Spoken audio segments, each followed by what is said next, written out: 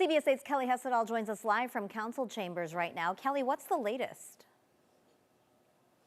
That's right. Well, public comment, hours of public comment just wrapped up, and council members just started weighing in. If you take a look here behind me, they've been asking staff some questions. So the majority of the crowd out here today, they want changes to the ADU program, specifically the bonus ADU program, which allows someone to build several units on one lot. One woman in particular was very passionate when she spoke. Take a listen.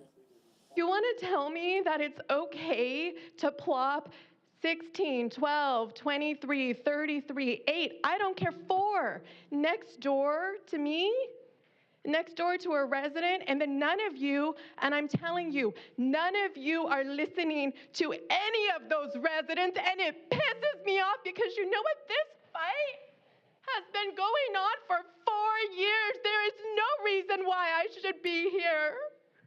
You should have already taken care of it, and it pisses me off. And that was Encanto neighbor Lisa Becerra. She told the council it's not fair that someone can just build as many units as they want on a single family lot. She says neighbors are calling her in tears because they don't know what to do. Now, the crowd out here was so big, they had to open up an overflow room to hold everyone.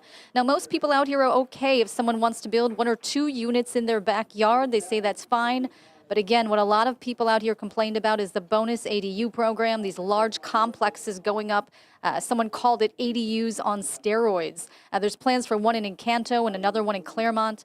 Now, on the flip side of this, there were several people who spoke out in favor of the ADU program as is. They argue now is not the time to scale back on housing. Diego is the least affordable city in the entire country, least affordable. We need more housing, not less. The bonus ADU program has added so many affordable units, so let's keep going. While there's certainly room for improvements with the program, the urgency of our housing crisis demands that we continue to produce as much housing as we possibly can.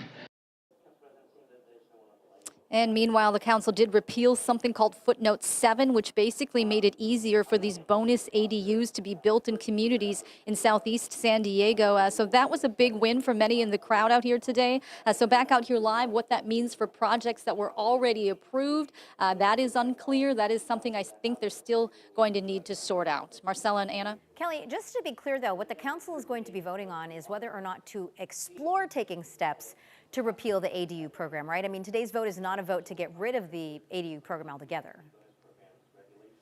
That's right. So the council is weighing in right now. They're asking questions. After that, they're going to vote. And again, yes, that's specifically going to be voting on directing staff to explore the idea of potentially getting rid of the ADU program. So maybe they would scrap parts of it but keep others. But I will say one thing they could be running into down the road is potentially some legal battles regardless of how the vote goes today. Yeah, because there are state mandates. I mean, we've covered these stories. We could cover these stories daily, couldn't we? With people having to deal with these apartment buildings now in the backyards of their neighborhood. But there also needs to be housing. Yes. So yeah, it's tricky. It's going to be tricky, Kelly, and that's why that room is packed. Thanks so much for that.